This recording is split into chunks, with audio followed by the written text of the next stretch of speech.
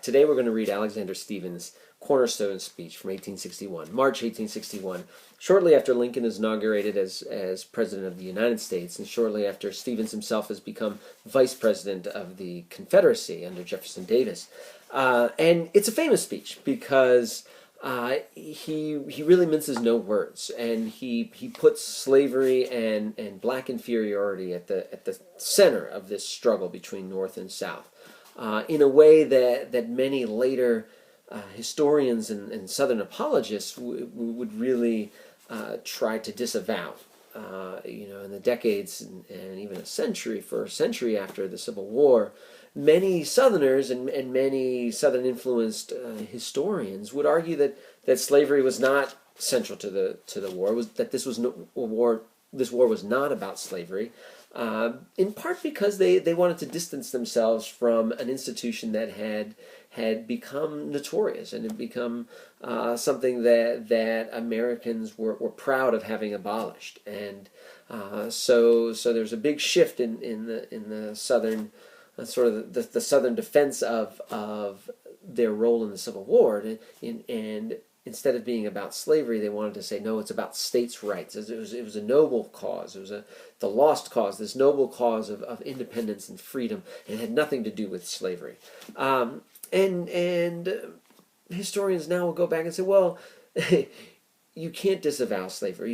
You can't disregard the central role that it played in Southern life and the Southern economy. And we've seen it all semester long, right? I mean, from the very beginning, that was part of what distinguished the South and made the South prosper. And certainly the North benefited from slavery, but slavery was not central to the day-to-day life and culture of Northern society the way it was in the South. And so Alexander Stephens, he was a Whig, actually, in the 1840s. He became a representative from Georgia. And in the 1850s, after the Whig Party splinters, he sort of grudgingly becomes a Democrat.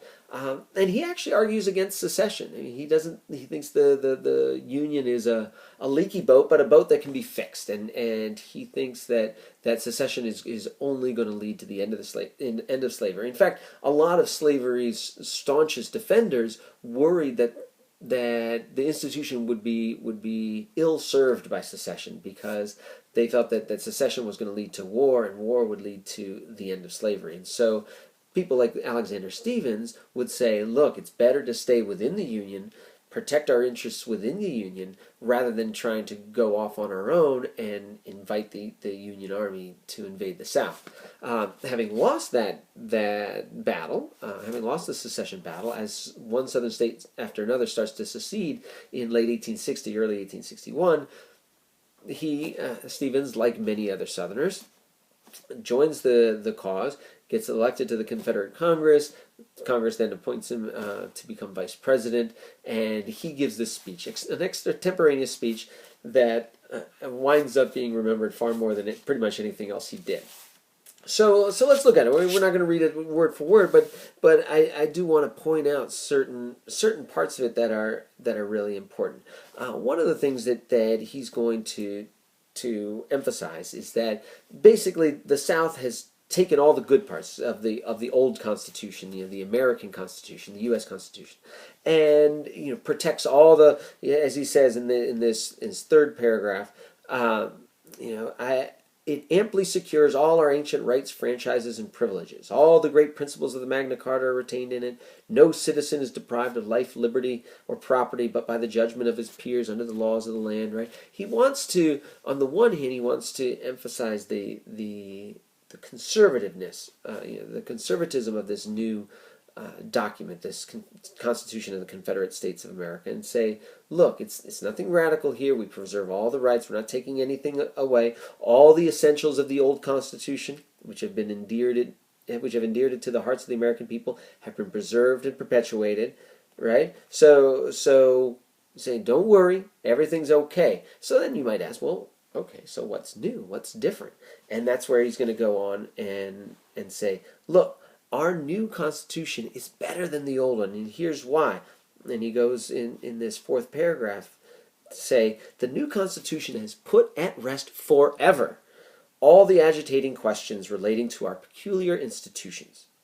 African slavery as it exists among us, the proper status of the Negro in our form of civilization, right? So, in case anybody was unclear about what he meant by the peculiar institution, he's going to emphasize. In fact, he says institutions, one being African slavery, and the second being the proper status of the Negro in our form of civilization, right? This Constitution is going to put an end to that in a way that the old Constitution didn't. And it really didn't. Remember, we talked about the various compromises that were made to pass the Constitution in 1787 and then to hold the splintering Union together in 1820 in Missouri, and then the Compromise of 1850. Again, all of these questions, all these compromises come down to the question of slavery and what do you do about slavery and how do you protect the interests of the South and protect the interests of the North at the same time. He says, and this is where he's abundantly clear, this was the immediate cause of the late rupture and present revolution. I'm going to say that again, right? It's at top of page 271. This was the immediate cause of the late rupture and present revolution. Right? And that kind of lays bare what the South is fighting for, right? It's about the status of black people in this country. And that's why there was a rupture between North and South. That's what, at heart, what separates Northern society and Southern society. And he wants to go back and sort of take us back to 1787 here, right? And he goes back and says, Jefferson predicted this, right? He said this slavery was the rock on which the old Union would split, and he was right. What was conjecture with him is now realized fact. Right? Jefferson was a prophet. He knew that this was what was going to cause the breakup of the Union. But, and here's where Stevens is going to differ with Jefferson, right? But whether he fully comprehended the great truth upon which that rock stood and stands may be doubted. The prevailing ideas entertained by him and most of the leading statesmen at the time of the formation of the old Constitution were that the enslavement of the African was in violation of the laws of nature, that it was wrong in principle, socially, morally, and politically. Right? And we've talked about this, right? That Jefferson, Madison, Washington, all of them had moral qualms with slavery. They recognized the hypocrisy of advocating for liberty and freedom on the one hand and yet enslaving people on the other. And they recognized that it was so central to the Southern economy that you couldn't just emancipate the slaves without wreaking tremendous havoc. And so they tried to straddle this line. On the one hand, rhetorically, they would condemn slavery, but then in practice, they endorsed it in hopes, as we've talked about before, in hopes that the institution would just die away of its own. And it seemed, in the 1780s, it seemed to be headed in that direction. They couldn't foresee the invention of the cotton gin and the explosion in cotton production that follows in the decades afterward, and the subsequent explosion in domestic slavery, in the domestic slave trade, so that slavery is far more entrenched in 1860 than it had been in 1787. For the founders, the original founders, Stevens says, it was an evil they knew not well how to deal with, but the general opinion of the men of that day was that somehow or other, in the order of providence, the institution would be evanescent and pass away. Right? It was just temporary evil, but we'll get over this. And he goes on to say down here, and he says, look, and that's why the Constitution was written as it was. But, and he says this toward the end of that paragraph on page 271, those ideas were fundamentally wrong. So again, it's interesting because the Confederates, on the one hand, want to go back to 1776 and claim the mantle of 1776 and say, we are the natural inheritors of the Revolution. We are the ones that are now breaking away from an oppressive power. We are the ones who are the revolutionaries and who are fighting for our own freedom. But Stevens also says there are problems with what the founders did, because their ideas about slavery were fundamentally wrong. Those ideas rested upon the assumption of the equality of the races. This was an error. Right? It was a sandy foundation, and the idea of a government built upon it. When the storm came and the wind blew, it fell. Right? That was the fundamental problem of the old Constitution, was that even the slaveholding founders themselves kind of had this idea that black people were really people and fully equal to white people. even if they weren't recognized as such politically. And so Stephen says that was the fundamental error. That was what the founders got wrong. Now, this is where he kind of lays it bare. Our new government is founded upon exactly the opposite ideas. Its foundations are laid. Its cornerstone rests upon the great truth that the Negro is not equal to the white man, that slavery, subordination to the superior race, is his natural and moral condition.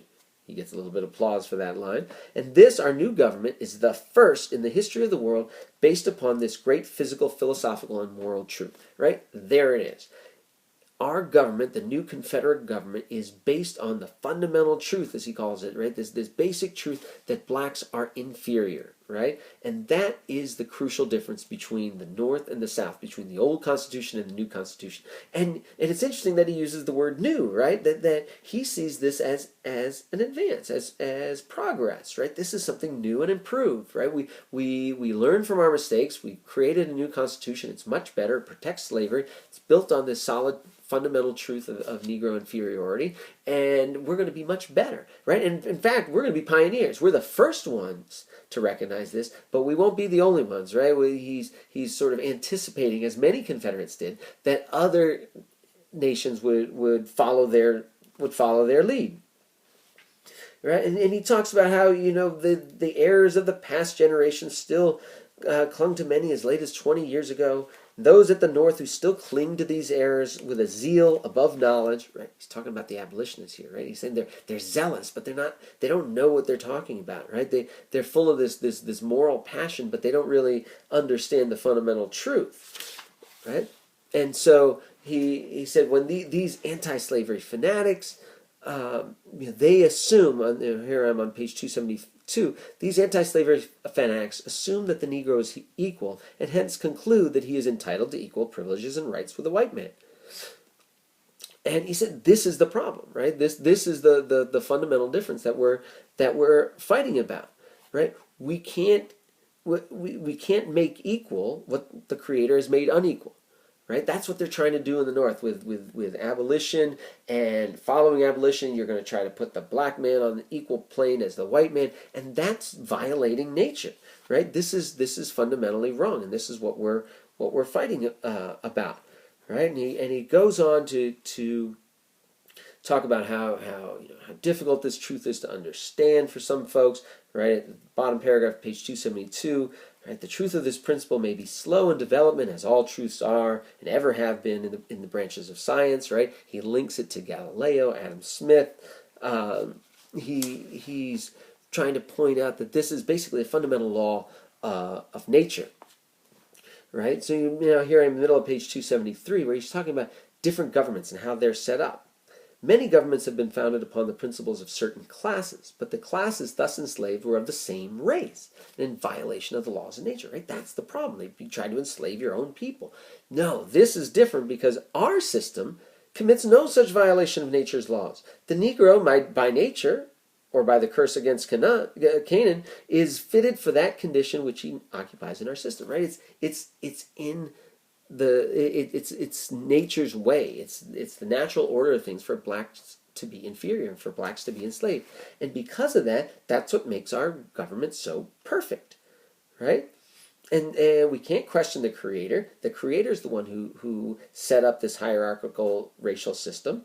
And so this stone, which was first rejected by the builders, right? This is the cornerstone that had been rejected by the first founders. And this is another biblical reference, right? This is going to be the cornerstone of the Confederacy. This is what we're building our country upon. So, what I want you to think about now, basically a two-part question. One is, what is the cornerstone of the North? If the cornerstone of the South is slavery and black inferiority, what is the cornerstone of the North in 1860? And the second part is, what would you argue is the cornerstone of America today, of American life today? So part one, what is the cornerstone of Northern society in 1860? And B, what is the cornerstone of American society today, in your opinion? And why? See you in class.